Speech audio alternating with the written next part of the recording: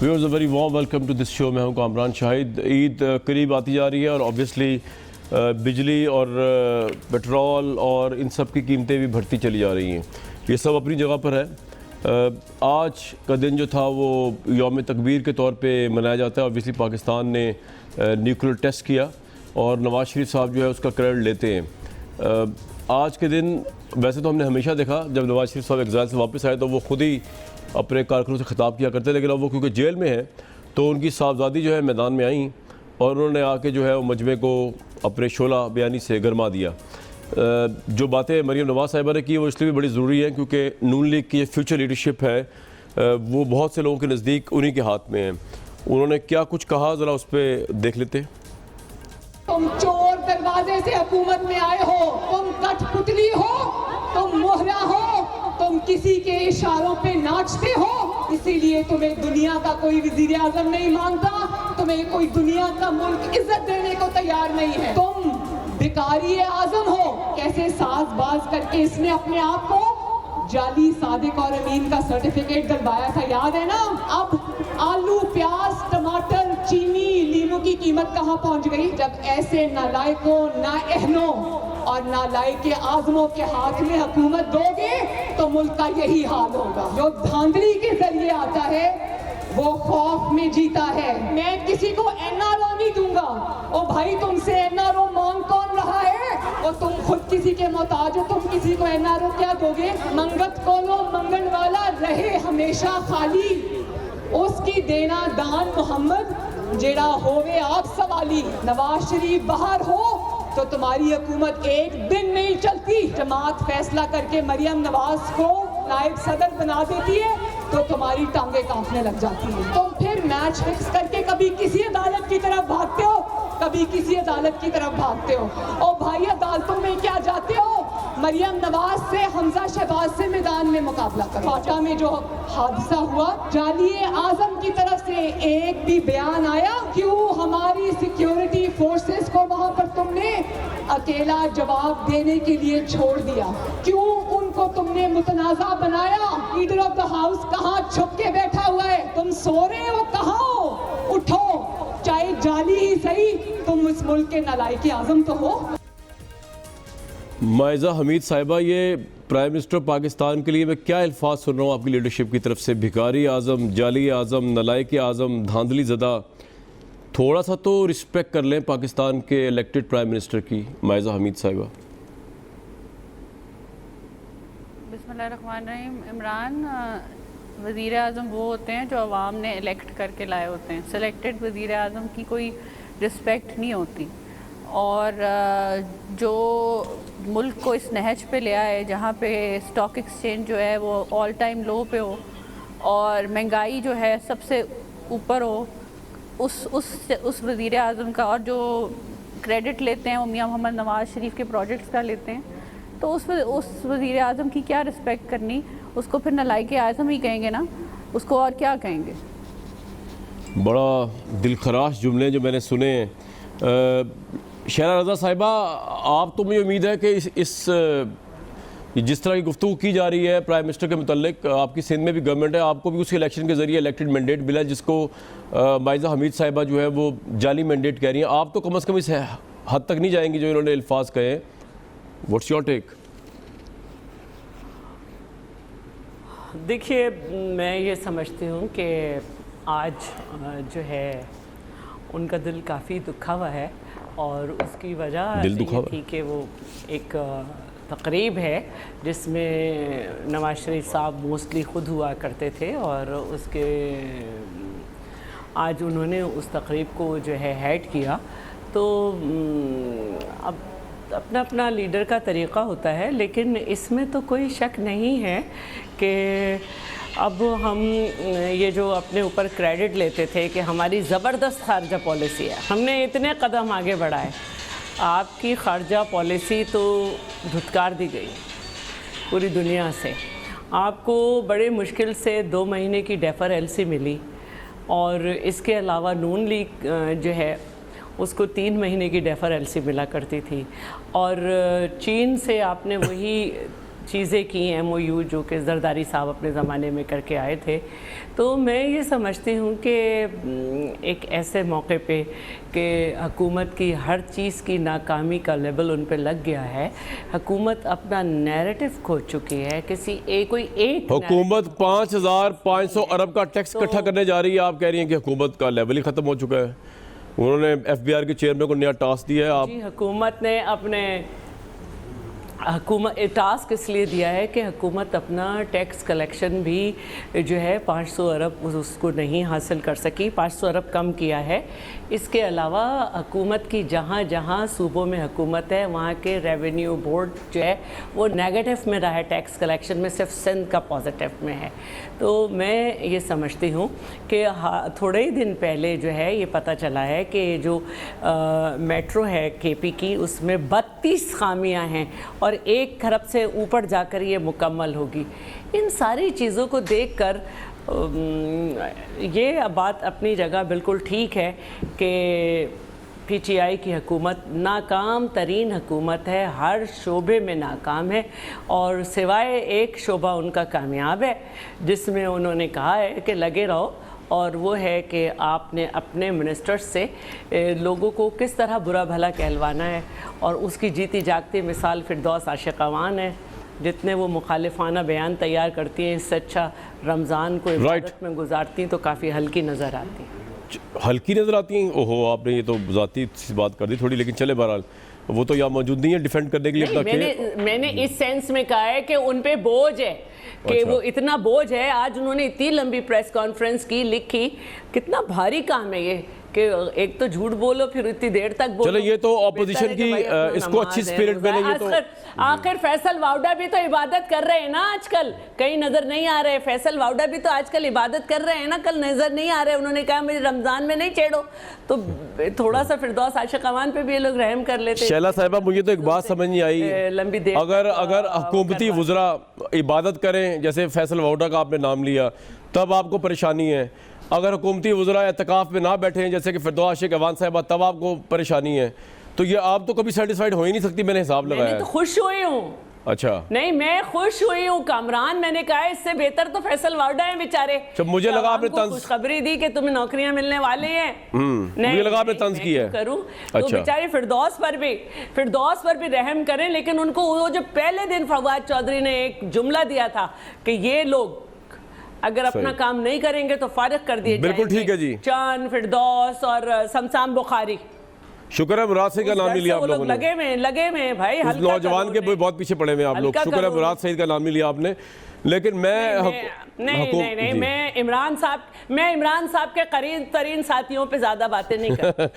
करीब तरीन साथियों से क्या मुराद है आपकी? सारे करीब तरीन है, मतलब ये बात समझ नहीं आई आपकी, एक्सप्लेन इट। नहीं, वो खासे करीब तरीन, खासे करीब तरीन। चलें जी, मान लेते हैं। सीनियर वुज़रा बैठे हुए हैं लेकिन हर बात का जवाब वही देते। वो क्योंकि शोला ब्यारियों की बड़ी ज़बरदस्त है ना, इसलिए आप लोग जलते हैं उनसे कि वो आप लोगों को सबको चुप करा देते हैं, आप लोगों को वॉकआउट करने मजबूर करते हैं। मुराद सईद साहब तो आप उनको टॉन्ट करें कि करीब तरीन है, तो बहरहाल कोई बात नहीं। समझते हैं हम लोग समझते हैं कि वो अपनी खुद ही कहें, खुद ही सुने। राइट, लीडरशिप के करीब होना भी एक वसफ़ की बात है, ये तो औसाफ औला में से आता है। अब आपको मैं क्या समझाऊं शैला साहिबा, माशाल्लाह आप वैसी बड़ी समझदार हैं। लिहाजा मैं जाऊंगा lieutenant general retired Amjad Shoaib साहब के पास, अली नवाज ईमान साहब सबसे हेड में आपके पास आऊँगा, और जनरल साहब आपके पास आने से पहले मैं पाकिस्तान के एक्स वज़ीर दिफा हमारे जो ख्वाजा आसिफ साहब हैं, उनकी स्टेटमेंट उन्होंने जो बात की है, क्योंकि वो रेलिवेंट भी बहुत है आपके हवाले से, इसलिए वो सुनवाता हुआ फिर आता हूँ आपके पास। जी ख्वाजा आसिफ। आज के दिन पाकिस्तान एटमी कुव्वत बना। जिस शख्स ने इस प्रोग्राम की बुनियाद रखी वो फांसी चढ़ गया, और जिस शख्स ने इस प्रोग्राम की तकमील की वो आज जेल के अंदर। आज जुल्फकार अली भुट्टो को याद करने का दिन है, और आज नवाज शरीफ जो कोट लखपत जेल में एक सेल के अंदर पड़ा हुआ है उसको याद करने का दिन है। सिविलियंस ने, इलेक्टेड वजीर आजमों ने पाकिस्तान का सर बुलंद किया। जनरल साहब, ये जो इन्होंने सिविलियंस पे जोर दिया ना बहुत ज़्यादा, सिविलियंस ने और इलेक्टेड प्राइम मिनिस्टर से पाकिस्तान का सर फ़ख्र से बुलंद किया। लेकिन आप भी जानते हैं, मैं भी जानता हूँ, जो रेफरेंस दे रहे हैं कि भुट्टो को किस तरह फिर फांसी दी गई, किस तरह डाल दिया फांसी, नवाज शरीफ साहब किस तरह चले गए, जो वो रेफरेंस दे रहे हैं। तो ये ट्रेजडी तो है पाकिस्तान की डेमोक्रेसी के जिन लोगों ने, जिन सिविलियंस ने बकौल ख्वाजा आसिफ साहब के इस मुल्क के लिए अच्छा काम किया, वो बेचारे जेलों में पड़े हुए या फांसी चढ़ गए। और बाकी सब आज़ाद फिर रहे थे, मुशर्रफ साहब आज़ाद हैं। बिस्मिल्लाहिर्रहमानिर्रहीम। देखिए, जहाँ तक एटमी प्रोग्राम का ताल्लुक है, ये एक कौमी एफर्ट थी। मैं बिल्कुल इसको जानता हूँ, प्रोसेस का हिस्सा रहा हूँ। जुल्फ़िकार अली भुट्टो इसके इनिशिएटर थे, उन्होंने इसको शुरू किया। उसके बाद ज़िया-उल हक़ के दौर में मुकम्मल किया गया और ये प्रोग्राम जो है, इसमें ऐसे ऐसे लोगों के, सेठ हाबिज जैसे लोगों की कंट्रीब्यूशन इतनी ज़्यादा है अच्छा कि आप सोच भी नहीं सकते। फिर गुजरांवाला के इंडस्ट्रियलिस्ट बाज़ ऐसे हैं जिनकी कंट्रीब्यूशन ऐसी है कि उनके नाम नहीं को जानता। नाम एटॉमिक एनर्जी कमीशन को तो पता है, लेकिन उनकी कोशिशों के बगैर ये चीज़ हो नहीं सकती थी। जब दुनिया आपको कुछ देने के लिए तैयार ना हो, तो जिन लोगों को आपने स्मगलर कह के तो उनको राधा दरगाह किया होता है, उस दिन वो खोटे सिक्के आपके काम आते हैं। और फिर वो जो गुजरांवाला के इंडस्ट्रियलिस्ट वगैरह जिनको सर ये जो आपके ख्याल में नवाज शरीफ साहब का भी कुछ रोल है कि नहीं इसमें? भुट्टो साहब का जो बानी है इसके, जिन्होंने सोचा, कंसीव किया। मैं आपको चीज़ बताऊं, मैं चीज़ें नहीं, रोल है। इसको यूं देख लीजिए ना कि जब ये नवाज शरीफ साहब की गवर्नमेंट आई है, उससे पहले ये चीज़ तैयार थी। ये ज़िया-उल हक़ एक दफ़ा जब गए थे इंडिया, तो ये राजीव गांधी को धमकी भी दे के आए थे कि ये आपको मिलेगा नहीं, फिर इंडिया दोबारा आप ढूंढते रहेंगे। तो ये चीज़ तैयार थी, लेकिन ये है कि इसका एक्सपेरिमेंट नेचुरली आप नहीं कर सकते थे। अब जब नवाज शरीफ साहब की गवर्नमेंट थी, तो उस वक्त डिसीजन करना था, और ये डिसीजन करने के लिए कोई सही प्लेटफॉर्म नहीं था। आप इंटरव्यू सुनिए, ये अयूब गौहर साहब का इंटरव्यू है, जिसमें वो बताते हैं कि नवाज शरीफ साहब ये एक्सप्लोजन करने से कतरा रहे थे, और वो कहते हैं कि शहबाज शरीफ साहब आए मेरे पास, मैं ड्राइंग रूम में उधर बैठा हुआ था, उधर प्राइम मिनिस्टर हाउस में, तो उन्होंने आके कहा कि अगर हमें अमेरिका से कोई अच्छा पैकेज मिल गया तो फिर हम ये एक्सप्लोजन नहीं करेंगे। तो ये गौहर अयूब कहते हैं कि मैंने उनको बताया कि हमने तो अब वो जो एटॉमिक कोर वगैरह वो तो हमने अंदर उसमें पहाड़ी में उधर उतार दिया, अब तो वो बाहर निकाला नहीं जा सकता, अब तो एक्सप्लोजन करना होगा। और वो ये कहते हैं कि जब नवाज शरीफ साहब डावाडोल थे, तो मजीद निज़ामी खड़े हो गए, ये उन्होंने बुलाए हुए थे एडिटर्स वगैरह भी, तो मजीद निज़ामी साहब ने कहा कि जी आप क्या हरकत कर रहे हैं, हमें तो ख्याल था कि आप हमें बुलाया तो आप खुशखबरी देंगे कि हम न्यूक्लियर एक्सप्लोजन करने लगे हैं, तो आप तो डावाडोल हैं। और फिर जो प्रोसेस जिसमें मैं भी मौजूद था, उसमें इसहाक डार मौजूद थे, सरताज अजीज़ मौजूद थे, उसमें शमशाद खान जो हमारे फॉरेन सेक्रेटरी थे उस वक्त वो मौजूद थे। नेशनल डिफेंस कॉलेज में ब्रीफिंग दी गई, उनको टास्क दिया गया था कि आप हमें रिसर्च करके बताएं, क्योंकि ये प्रॉब्लम यहाँ पे थी कि इनकी decision making, strategic decision making का कोई प्लेटफॉर्म नहीं था। इसी वजह से जहांगीर करामत ने बाद में ये कहा था कि जिनको नेशनल सिक्योरिटी कमेटी बनानी चाहिए ताकि फैसले करने के लिए कोई जगह हो। लेकिन जनरल साहब ये बात तो हो गई, आपने स्टोरी बताई, बिल्कुल ठीक है, लेकिन ये भी तो एक ट्रेजेडी है कि ये इलेक्टेड प्राइम मिनिस्टर फांसी चढ़े, जेल गए, और ये सिविलियंस के साथ ज्यादती हो रही है जो ख्वाजा आसिफ साहब कह रहे हैं। देखिए मेरी बात सुनिए, ये हमारी हिस्ट्री के बहुत सारे अलमिये हैं, इनका किसी वक्त कोई बैठ के अगर इंडिपेंडेंट तज्जिया करे तो मेरा ख्याल है कुछ चीज़ें जो ऐसी हैं जो सामने आएँ। मैं उस वक्त भी लाहौर में उस प्रोसेस का हिस्सा रहा हूँ जहाँ जुल्फ़िकार अली भुट्टो साहब ने लगाया था, मार्शल लगाया था।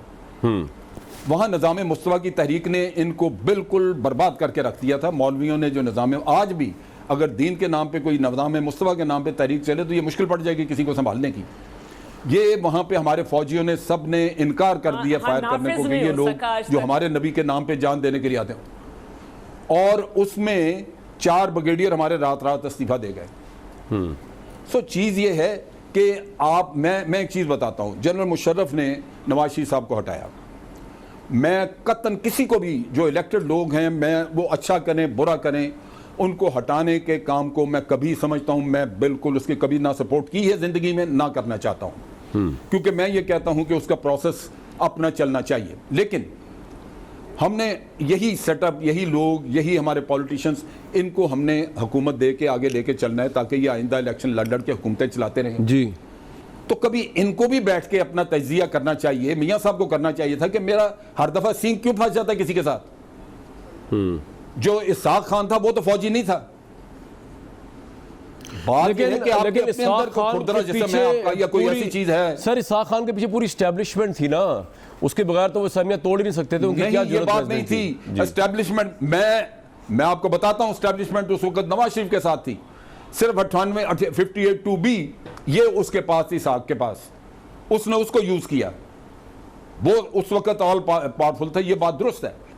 लेकिन ये कहना कि एस्टैब्लिशमेंट ने तो नवाज शरीफ साहब को लाने में उसका रोल था। सर वो था रोल, लेकिन वो फिर उनके आप हाथ कैसे से कह निकल रहे गए ना सर। 58(2) जब उन्होंने एक्सरसाइज की, जनरल काकड़ देखिए, वहीं बैठे हुए थे ना सामने फ्रंट रो पे।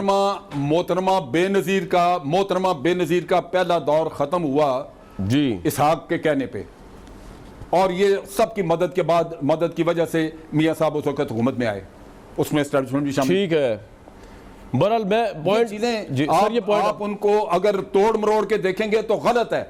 मियां साहब का अपना मसला है कि वो किसी के साथ निभा नहीं कर सकते। चलें जी, ये तो आपका पॉइंट आ गया। अली नवाज ऐवान साहब, मरीम नवाज साहिबा ने जो भी फरमाया या जो आज ख्वाजा साहब ने फरमाया उसको भी आप रिस्पॉन्ड तो कर सकते हैं, लेकिन मुझे बताइए अब ईद आ रही है तो लोग क्या एक्सपेक्ट करेंगे? लोग तो कह रहे हैं कि हम पिछले साल के कपड़ों पे गुजारा करेंगे, हालात तो बड़े ही ख़राब हैं। What's your take? आप भी आवाम से मिलते होंगे, इलेक्टेड एमएनए हैं, तो इनको भी रिस्पॉन्ड कर सकते हैं, लेकिन लोगों के लिए क्या खुशखबरी, ईद पे कोई रिलीफ है या नहीं है? लग तो नहीं रहा वैसे। ऊपर से आपने टास्क दे दिया है अरबों रुपए का टैक्स इकट्ठा करने का। जी जी जी हाँ, 7,500 अरब। मैं थोड़ा रिस्पॉन्ड करना चाहूँगा। मुझे अभी बात कर रही थी, माइजा भी बात कर रही थी, शैला भी बात कर रही थी, बड़ा मज़ा आ रहा था इन दोनों की आपस में मोहब्बत देख के। और बात यह है कि जो ख़ुद नाहल आज़म हो, जो ख़ुद करप्ट आज़म हो, जो लोग पाकिस्तान की हिस्ट्री अगर किसी ने पढ़ी हो तो पता चले कि जो बंदा काउंसलर नहीं बन सकता वो किसकी मदद से वज़ीर आज़म बन गए 3-3 दफ़ा।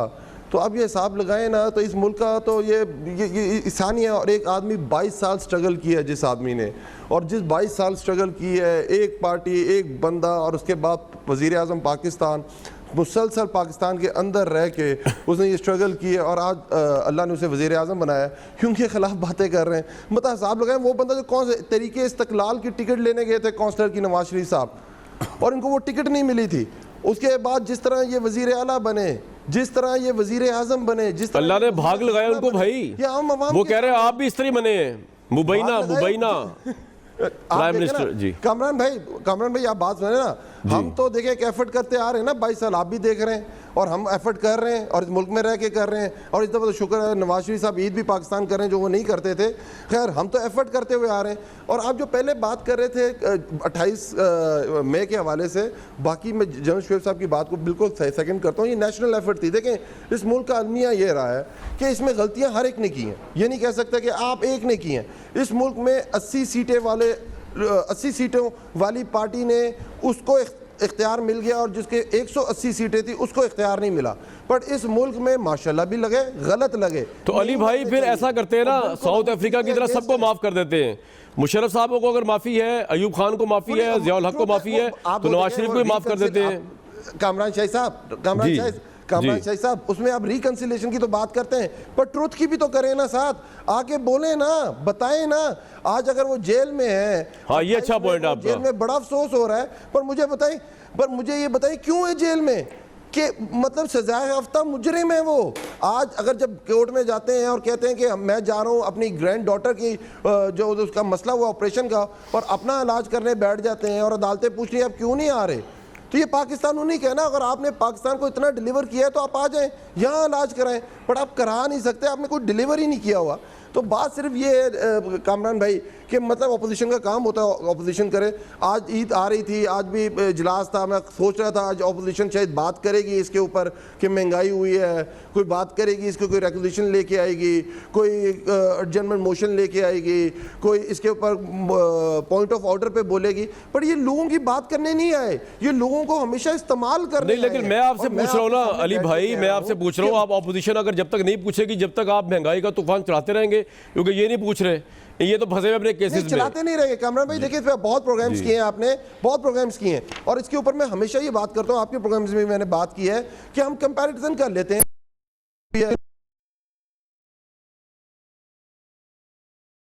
प्राइसेस ऊपर गई हैं, पर क्यों गई हैं? और उसके बाद आप देखें, अभी स्टॉक एक्सचेंज की माइजा बात कर रही थी, अब आज ये बात नहीं करेंगे कि 4000 पॉइंट स्टॉक मार्केट पिछले एक हफ्ते में ऊपर जा चुकी है, अच्छे मार्केट से सिग्नल्स आ रहे हैं, 25% आपकी गारमेंट्स एक्सपोर्ट बढ़ी है, 9% आपका बासमती चावल बढ़ा है, नहीं माइजा लेट मी स्पीक ना, फिर आप अपनी बारी में बोल लीजिएगा।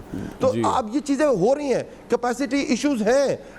जो अब नेशनलाइजेशन पॉलिसी आई थी जिसमें ईवल समझा गया था इन्वेस्टर्स को, पाकिस्तान से इन्वेस्टर्स को भगा दिया गया था, और आज तक कभी पाकिस्तान को डी इंडस्ट्रियलाइजेशन पॉलिसी के तहत चलाया गया, पाकिस्तान को इंपोर्ट बेस्ड कंट्री करके चलाया गया। $60 अरब पे आपकी इंपोर्ट्स ले गए, $20 अरब पे आपकी एक्सपोर्ट्स आ गई। तो आपने कहीं ना कहीं तो करेक्शन मेजर्स करने, कहीं ना कहीं से डी इन्फ्लेशन मेजर्स। ठीक है, ये आपका पॉइंट आ गया। माइजा साहिबा एक बात उन्होंने बड़ी अच्छी की, अली नवाज, हम भी अपना लें।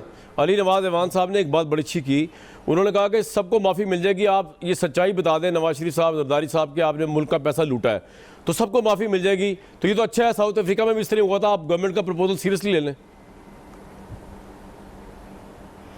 कामरान, गवर्नमेंट हुकूमत खुद सीरियस हो, नलायक आज़म साहब खुद सीरियस हों तो शायद अवाम भी उनको सीरियसली ले ले, अपोजिशन भी उनको सीरियसली ले ले।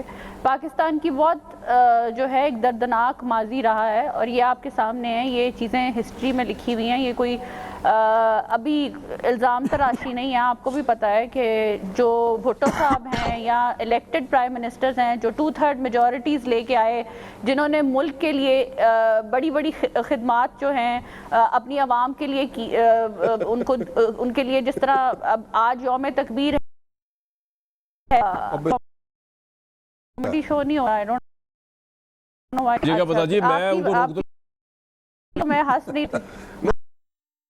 बोल रहे थे तो मैं माशाल्लाह बड़ी अच्छी तारीफ करती हैं। आप काम डाउन हो जाए ना। आपको मरियम नवाज से जो डर लग रहा है ना, आप काम डाउन हो जाएं। बात ये है कि ये जो दर्दनाक इसमें भुट्टो साहब ने जो कामरान, आप इनको चुप कराएंगे। अच्छा जी, जनरल साहब आपको मौका मिलेगा, अली नवाज ऐवान साहब को मौका मिलेगा, वैसे भी वो लेडी हैं तो थोड़ा प्लीज म्यूचुअल रिस्पेक्ट होनी चाहिए। जी फरमाइए माया साहिबा। जी जी जी जी बिल्कुल। Thank you Kamran. बात यह है कि देखें, एक भुट्टो साहब ने जो न्यूक्लियर ये जो प्रोग्राम है इसको स्टार्ट किया, फिर नवाज शरीफ साहब जो इलेक्टेड प्राइम मिनिस्टर हैं उन्होंने ये 5 धमाके करके जो है एक इंडिया को जवाब दिया मुंह तोड़। इसके बाद इनकी फॉरेन पॉलिसी आप सिलेक्टेड प्राइम मिनिस्टर की देख लें, आपको नज़र आ जाएगा। आप कंपैरिजन करके देख लें कि क्या हालात हो गए हैं पाकिस्तान के और पाकिस्तान कितना बदनाम हो गया है। पाकिस्तान की जो है इंटरनेशनली क्या रेपुटेशन है, इकोनॉमिकली उनकी पाकिस्तान की क्या रेपुटेशन होगी इन ये 10 महीनों में।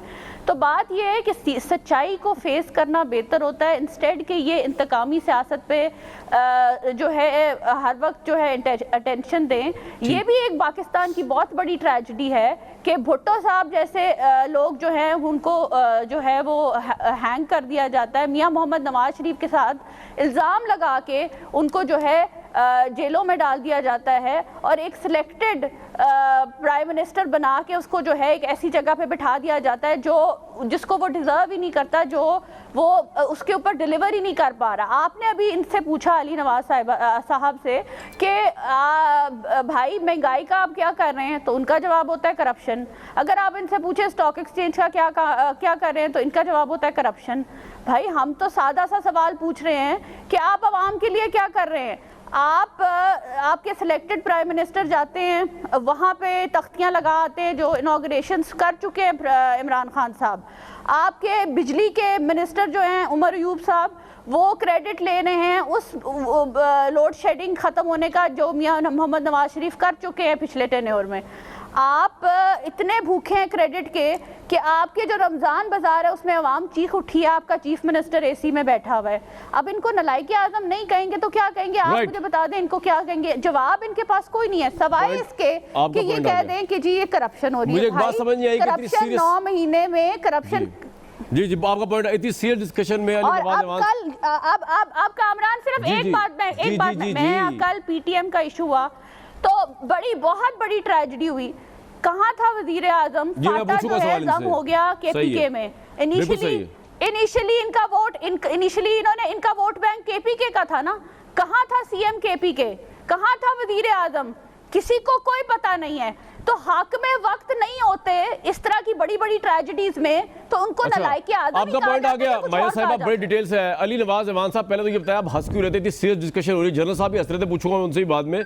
और दूसरा ये सवाल बड़ा इंपॉर्टेंट है, मैंने भी उठाना था। समझ ही नहीं आ रहे थे सवाल बड़ा इंपॉर्टेंट है कि प्राइम मिनिस्टर कमरा इतने में अहम मुझे मौजू समझ पे नहीं जब आता कि- फौज पे हमला हुआ और दो एमएनए इन्वॉल्व हैं, उनको पॉलिसी स्टेटमेंट देनी चाहिए थी, वो कहाँ है? वो क्यों नहीं आ रहे? कौन से खिताब करके बता दें यार। आप मैं हंस इसलिए रहा था जी क्यों हंस अच्छा, रहे थे आप? कामरान भाई मैं बात तो बताने देना मुझे। मैं हंस इसलिए रहा था कि मुझे पता नहीं चल रहा था कि शैला रजा बोल रही हैं कि माइजा हमीद बोल रही हैं। चलो। इसलिए मुझे हंसी आ रही थी। उन्होंने लोड शेडिंग की बात की। अली तो मैं अली लोड आपको शेडिंग ये बता दूं तो चीजें आपको पता शहबाज होती शरीफ तो साहब को बयान आज याद होगा। हुकूमत का ये हाल ना माइजा, होता। अब देखिए ना, खामोश हो आज जाना। आपकी कैबिनेट का ये हाल ना माइजा, होता। माइजा, देखिए मैं आपको अली भाई मैं आपको बताऊं, शैला रजा साहिबा जो है ना, अगर आपको ये रियलिटी पता होती तो आपकी मुझे समझ नहीं आ रही थी कि कौन बात कर रहा है। मैं समझाता हूँ नेक्स्ट टाइम के लिए। जो लोग अली भाई एक मिनट, अली भाई एक मिनट मेरी जान बात तो सुन ले। रुक जाए इधर ही रुक जाए। मैं आपको फ्यूचर के लिए समझा दूं। सर मैं आ रहा हूँ एक मिनट। जब कोई तहमकाना किस्म की आवाज आए, बहुत ही ज्यादा रूह में और सोल में उतरती हुई, चीरती हुई तीर की तरह, वो शैला रजा साहिबा की आवाज होगी आइंदा फ्यूचर के लिए। और अगर कोई शोक चंचल आपको आवाज आए, यानी कि यंग आवाज आए, यानी कि जिसमें इतनी जरा वो असर्टिवनेस ना हो, वो माइजा हमीद साहिबा की आवाज होगी। तो ये क्लियर हो गया, आइंदा से ये मिक्स ना कीजिएगा, इसमें हंसीएगा, इसमें हंसीएगा। ये दोनों बातें मैंने क्लियर कर दी आपको। जी एक मिनट जी, जनरल साहब आप बताइए, आप क्यों हंस रहे थे? आप कुछ कहना चाह रहे हैं? मैंने ब्रेक लेनी है। थैंक यू जल्दी से। मेरी बारी है भाई। शैला साहब एक मिनट देखिए एक सेकंड। जी जनरल साहब सीनियर आदमी चले, बात करना चाहूंगा। जर्नलों को पहले दे देना चाहिए टाइम। आप सिविलियन जरा रुक मैं जाए। देखिए जो बात माइजा ने की है, जी ये माइजा की बात बिल्कुल दुरुस्त है। अच्छा, केपीके की गवर्नमेंट इस मामले में नाकाम रही है कि वो पीटीएम के नैरेटिव को वहाँ पॉलिटिकली ख़त्म कर दी। बिल्कुल सही। ये नारे जब उन्होंने इलेक्शन लड़ा उससे पहले नारे लग रहे थे कि जी ये जो दहशतगर्दी है इसके पीछे वर्दी है। किधर थी ये केपीके की गवर्नमेंट? इन्होंने इलेक्शन लड़ा, उसके लिए मैदान खाली छोड़ दिया। इन्होंने उसके नैरेटिव को काउंटर किया ही नहीं, या उससे कम से कम अगर आप उससे सीट एडजस्टमेंट कर रहे हैं, आप उसके सामने बंदा नहीं खड़ा कर रहे, तो उसके साथ कम से कम ये तय तो करते कि भाई तू ये कौमी अदारों के खिलाफ या हुकूमत के खिलाफ नारे नहीं लगाओगे, तुम्हें ये ठीक है सर, ये आपका पॉइंट आ गया जी। इन्होंने उसको इतनी खुली छुट्टी दी। मुझे एक ब्रेक पे जाना पड़ेगा, लेकिन मैं सवाल छोड़े जा रहा हूँ शैला रजा साहिबा के लिए। खुली छुट्टी तो पीपल्स पार्टी ने बहुत दी हुई है, ख्वार अनवार साहब को दी हो, जिसकी वजह से बाद में पीटीएम का ही हमने देखा सारा कुछ, या बिलावल भुट्टो जरदारी साहब जिन्होंने इतने अहम साने के ऊपर जो बयान दिया है, वो बहुत से लोगों के नजदीक पाकिस्तान की कौमी सलामती को अपोजिशन में वो तो कर सकते हैं, लेकिन ये हुकूमती पार्टी को तो नहीं करना चाहिए। वो आएगा जी। एक ब्रेक लूंगा, उसके बाद शैला साहिबा से पूछूंगा ये बिलावल साहब के बयान के ऊपर पीटीएम को लेकर।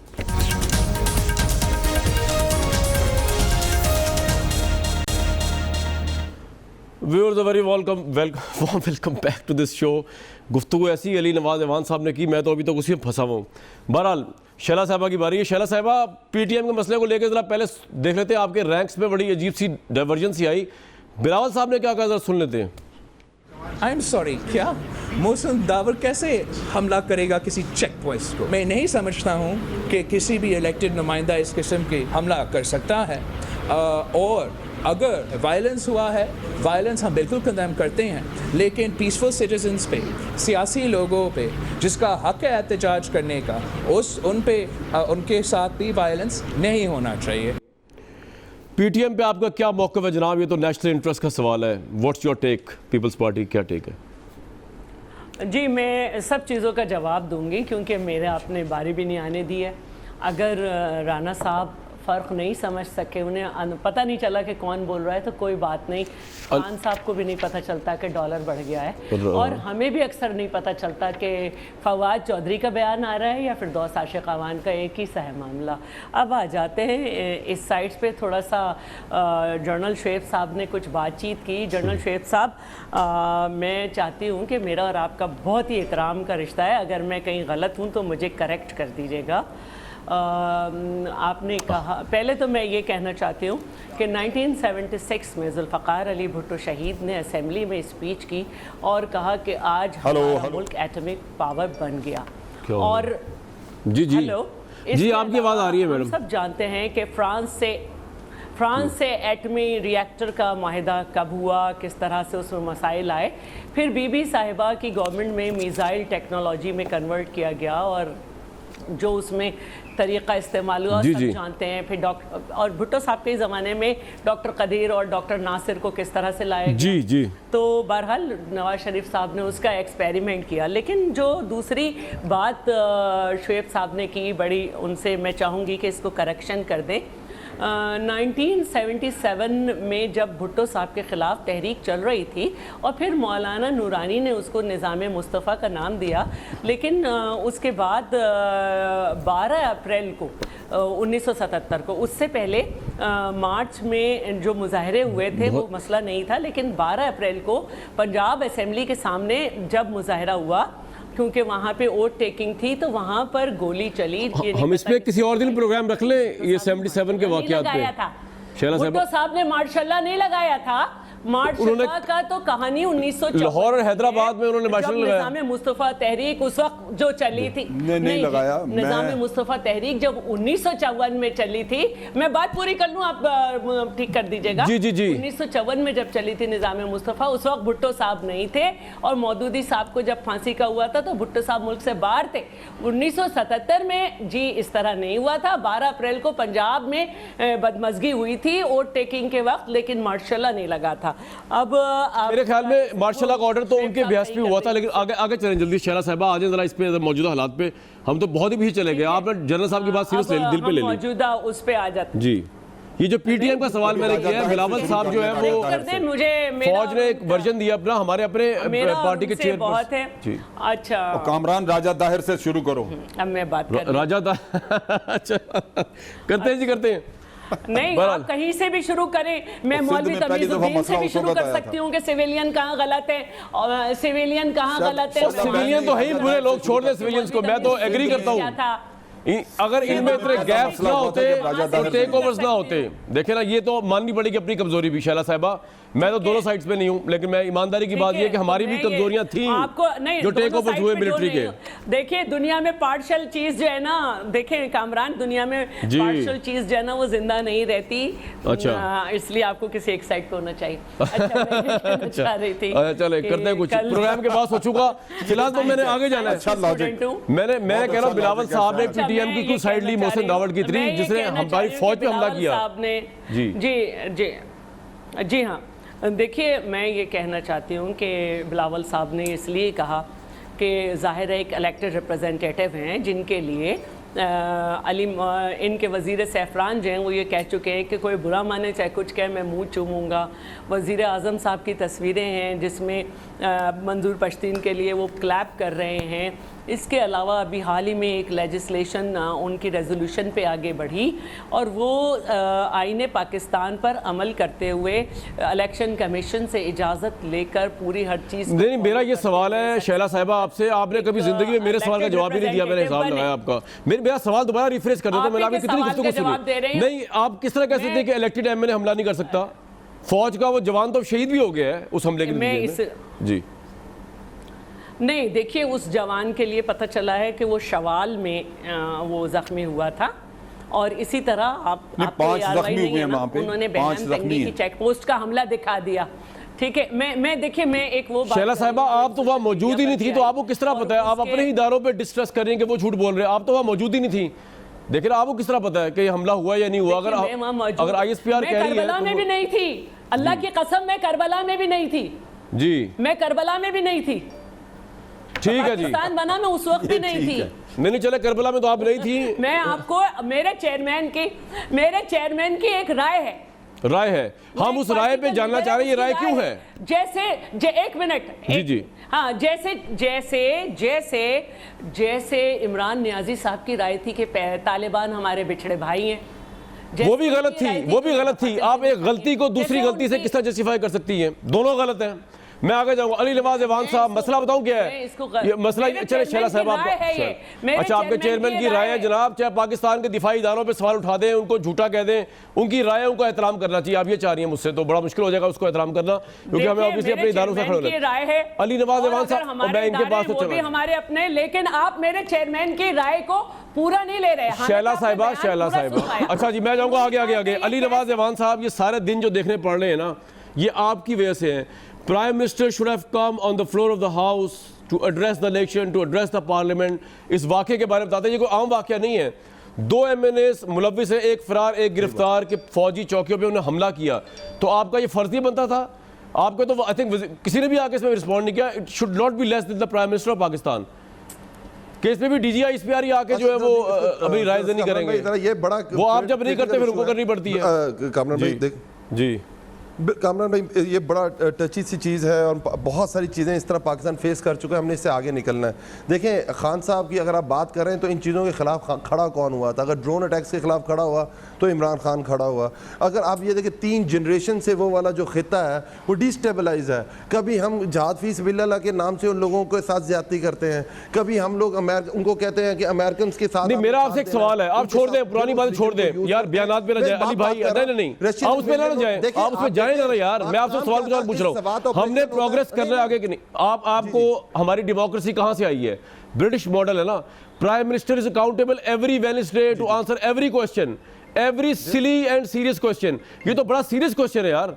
तो आपने तो कहा था नया पाकिस्तान होगा, डेमोक्रेसी, प्रोग्रेस, इनलाइटमेंट, पता नहीं क्या कुछ होगा इसमें।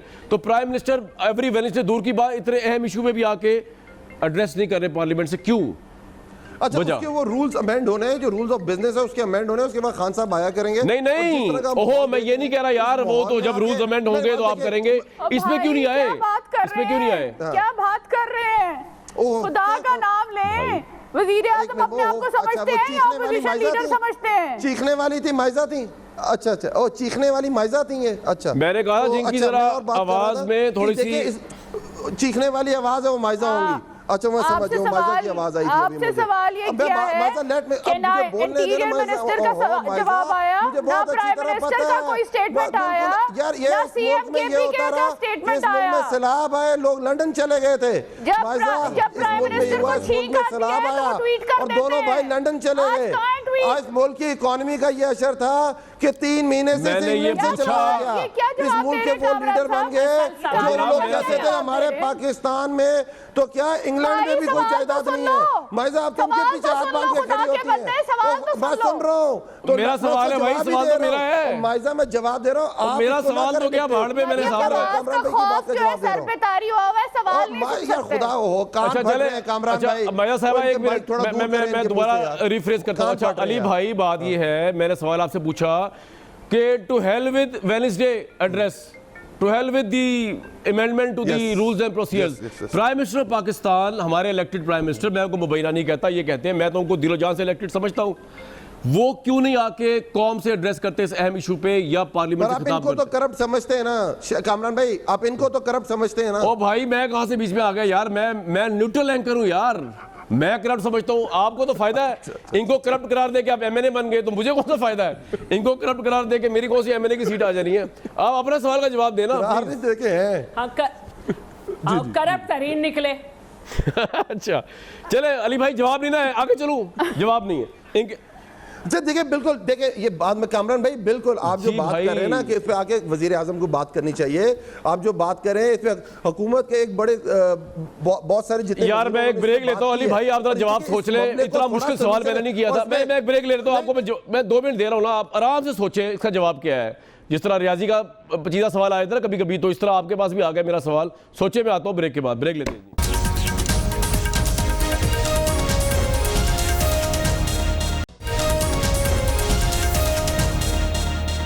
माया साहिबा वक्त की किल्लत है, लेकिन आप लोगों के पास लीडरशिप का सख्त बहरान मुझे नज़र आ रहा है, क्योंकि मरियम नवाज साहिबा की जो नायब सदारत है वो भी चैलेंज कर दी है पाकिस्तान तहरीक इंसाफ ने। तो अगर वो भी चली गई उससे, तो फिर कौन लीड करेगा आपकी पार्टी को एक्चुअली? कामरान, वैसे जवाब नहीं आया। हाँ जी, नहीं आया प्राइम मिनिस्टर सेलेक्ट का, नहीं आया जी, नहीं आया। ठीक है। सेकेंडली मैं नहीं, बाकी मरियम नवाज का जो है, जो मरियम नवाज की बात कर रहे हैं, वो असल में मरियम नवाज को किसी वो ओहदे की मोहताज नहीं है। ठीक है, मरियम नवाज का माया साहिबा में जल्दी जाना है, जरा शैला रजा साहिबा अंपायर की तरह उंगली उठा रही हैं बार बार। 1 मिनट प्लीज, मैं आपसे रिक्वेस्ट करूंगा कि बड़ा दोबारा हूँ आपके पास। शैला साहिबा जी फरमाइए। अच्छा तो ठीक है। अच्छा, आप कह रही हैं कि वो उसकी मोहताज नहीं होती, ठीक है, कंप्लीट कर लेना। आप कह रही है ओहदे की मोहताज नहीं है, उससे बड़ी लीडर। वो ओहदे की मोहताज नहीं है, उनको अवाम एक्सेप्ट करती है, अवाम एक्सेप्ट कर चुकी, ठीक है। शैला साहिबा बोल दें, क्या कहना चाह रही थी आप? इमरान खान साहब इनसे थ्रेटन फील करते हैं, इसलिए ईसीबी में गए हुए हैं, उनको डर है। शैला साहिबा कुछ कहना जल्दी से, दिमाग के ऊपर खौफ तारी है मरियम नवाज। शैला साहिबा कुछ कहना है? मैं कह तो रहा हूँ, एंकर कह रहा है आपसे, आप बोलने नहीं, मैं तो हैरान हूँ यार। बस कामरान शाही साहब, बस मैं ये कहती हूँ कि जब चेयरमैन का आपने पूरा बयान सुनाया तो उसमें ये ज़रूर कहें कि उन्होंने जो कहा है कि मैं हैरान हूँ, वो कैसे कर सकता है, लेकिन अगर मिलिटेंसी हुई है तो इसकी तहकीकात होनी। ठीक है जी, ये मैं कर देता हूँ। और दूसरी बात, जाते आते आपको बता दूं कि आपने कहा था भुट्टो साहब ने मार्शल लगाया, मेरे साथ वॉशिंगटन पोस्ट का अप्रैल 22, 1997 का स्टेटमेंट पढ़ा हुआ है, उनकी न्यूज़ पढ़ी हुई है। Bhutto under pressure imposes martial law in 3 cities। Prime minister कह रहे Bhutto tried impose martial law Karachi and 2 other major cities of Pakistan to evade mounting pressure on him to resign. तो इस पर जरूर आपसे नेक्स्ट टाइम बात करूंगा। मेरे पास खबरें Bhutto put 3 cities under martial law, पूरी खबरें इसकी मौजूद है मेरे पास। अपना बहुत ख्याल रखिएगा, मुझे दीजिए इजाजत।